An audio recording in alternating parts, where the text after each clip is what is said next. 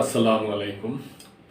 প্রিয় দর্শক, এখানে একটা নিউজ বিএনপির মহাসচিব সাহেবকে নিয়ে। উনি বর্তমানে ডক্টর ইউনূসের সাথে জাতিসংঘ অধিবেশনে সফরত আছেন। উনি একটা ইন্ডিয়ান একটা সংবাদ মাধ্যমে উনি সাক্ষাৎ দিয়েছেন। ওই সাক্ষাতে উনি কিছু ওনার উদ্ধৃতি দিয়ে ওই সংবাদ মাধ্যমটি যে নিউজটা ছাপানো হয়েছে তা নিয়ে বেশ তোলপাল শুরু হয়েছে দেশে, বিশেষ করে এনসিপি এবং জামাত ইসলাম। উনি বলছেন যে এনসিপির সে আগের মতো আর কোনো শক্তি নেই, এনসিপির ওনারা কোনো গোনাই ধরে না, এটা নাকি মির্জা ফখরুল সাহেব বলছেন কোট আনকোট। আর বলছেন যে জামাত ইসলাম আমাদের কাছে 30টা আসন চেয়েছে।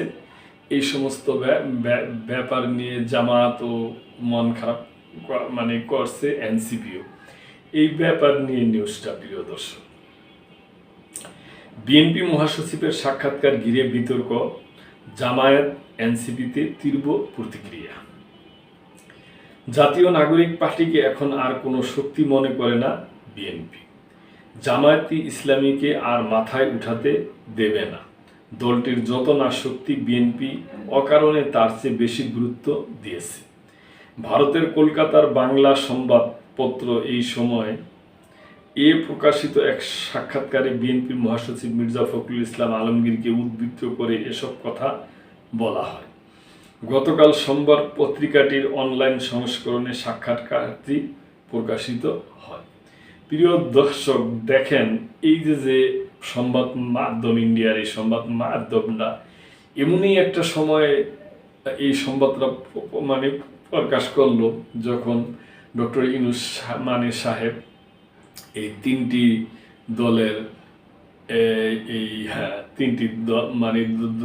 দলের নেতাদের নিয়ে জাতিসংঘ একটা অধিবেশনে গেছে। ওখানে যাওয়াই হোক, দেশের ভালোর জন্য হয়তো কোট আনকোট নাও হইতে পারে, যে কোনো একটা মিটিং হবে, একটা ফায়সালা হবে, একটা ভালোর দিকে আসবে।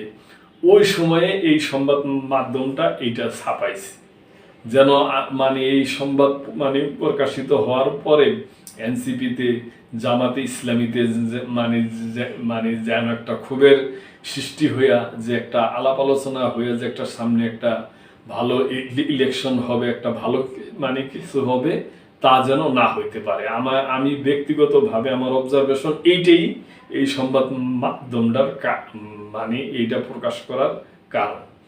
তার কারণ এই যে পার্শ্ববর্তী দেশটা আমাদের সাথে এইভাবে লাগিয়া রয়েছে, আমি মনে করি ওনাদের এখন বোঝা উচিত।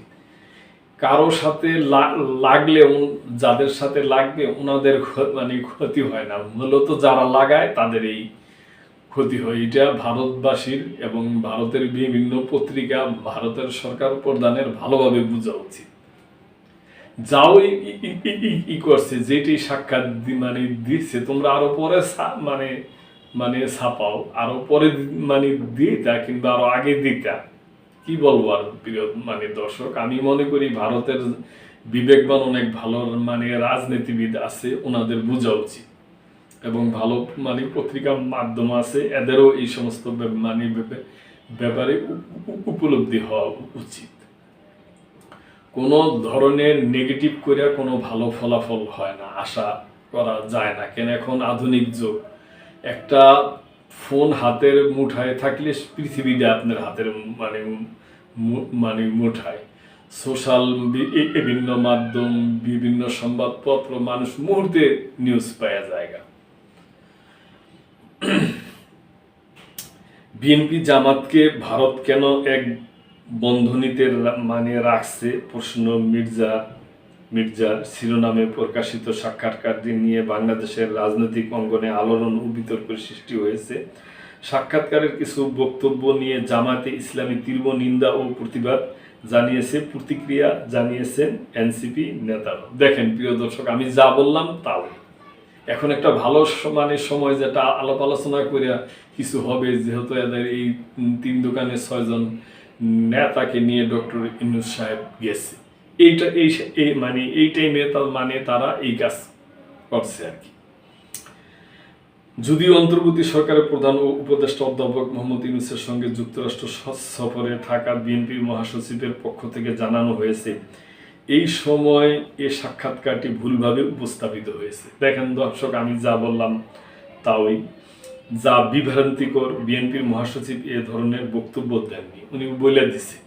প্রকাশিত সাক্ষাৎকারের শুরুটা ছিল আগামী জাতীয় সংসদ নির্বাচন নিয়ে। বিএনপির মহাসচিব মির্জা ফখরুল ইসলাম আলমগীরের কাছে প্রশ্ন ছিল, আগামী বছর ফেব্রুয়ারিতে বাংলাদেশে জাতীয় নির্বাচন কি আদৌ হবে? জামাত ইসলামী ও এনসিপি যেভাবে একটার পর একটা নতুন দাবি তুলেছে এবং সেগুলো পূরণ না হলে নির্বাচন হতে দেবে না বলে অনেকেরই সংশয়।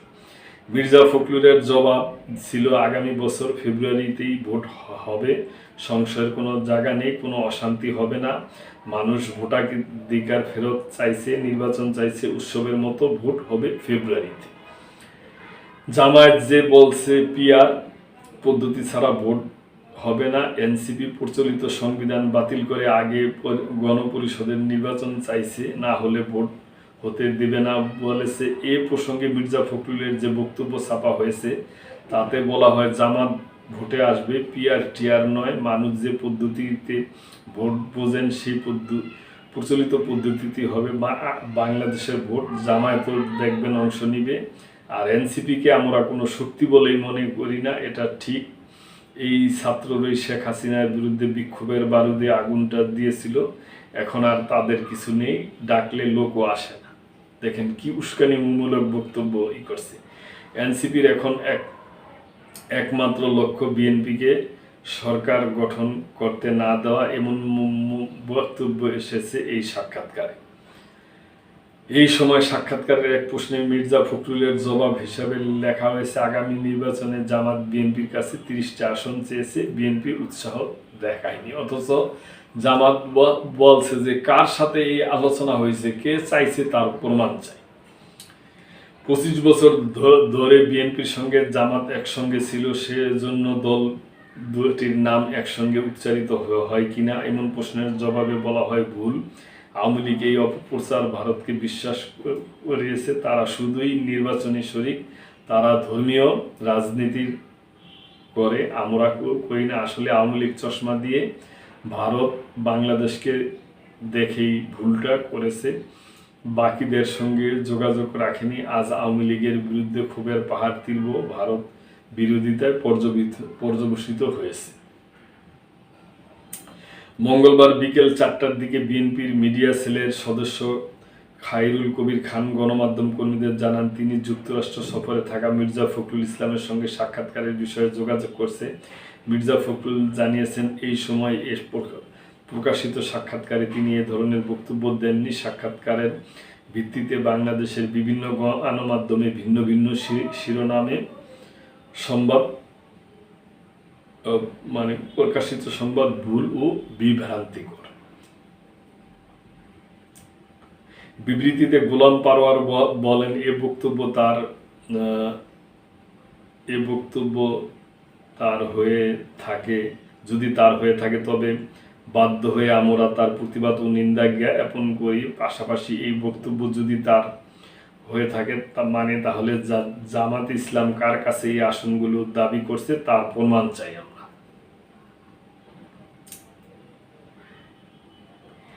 এদিকে এনসিপির আহ্বায়ক নাহিদ ইসলাম তার দলের বিষয়ে সাক্ষাৎকারে দেওয়া বক্তব্যের বিষয়ে বলেছেন, এনসিপি কোনো শক্তি নয়, এটা রাজপথে ভোটের মাধ্যমে জনগণ রায় দেবে। নিউ ইয়র্কের বিমানবন্দরে আক্তার হোসেনকে হেনস্থা করার ঘটনায় মঙ্গলবার বিকেলে ঢাকায় এক সংবাদ সম্মেলনে এক প্রশ্নের জবাবে নাহিদ ইসলাম একথা বলেন। আওয়ামী লীগকে নির্বাচনে আনার সুযোগ নিয়ে উল্লেখ করে নাহিদ ইসলাম বলেন, আমরা দেখতে পাচ্ছি এদিকে আওয়ামী লীগ সন্ত্রাসী কার্যক্রম করছে, অন্যদিকে দেশের কোনো রাজনীতিবিদ আওয়ামী লীগকে নির্বাচনে আনার ষড়যন্ত্র করেছে। আমরা স্পষ্টভাবে বলতে চাই, আওয়ামী লীগকে নির্বাচনে আনার অথবা আওয়ামী লীগকে রাজনীতিতে পুনর্বাসন করার কোনো সুযোগ নেই। যারা এটা করার চেষ্টা করবে, জনগণ তাদের বিরুদ্ধেই দাঁড়াবে, তাদের রাজনীতি বাংলাদেশ থেকে নাই হয়ে যাবে। প্রিয় দর্শক, এখানে আমার একটা বলা যে বড় বড় পার্টির যে বড় বড় নেতা আছে ওনাদের প্রতি আমাদের উদারত আহ্বান থাকবো যে আপনারা যে ভারতীয় যে কোনো সংবাদ মাধ্যমে আপনারা সাক্ষাৎ দিবেন, খুবই সতর্কতার সাথে দিবেন।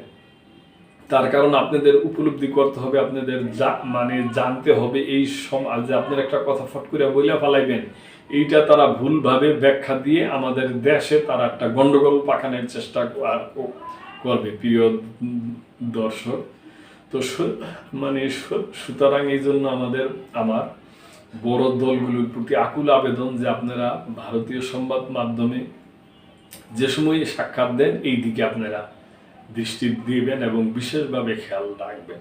প্রিয় দর্শক, আপনাদের যদি এ ব্যাপারে কোনো সুচিন্তিত মতামত থাকে তাহলে অবশ্যই দিবেন, সাবস্ক্রাইব করে, লাইক, শেয়ার, কমেন্ট করে এবং আমাদের এই চ্যানেলের মেম্বারশিপ হয়ে আমাদের পাশেই থাকবেন। আল্লাহ হাফেজ।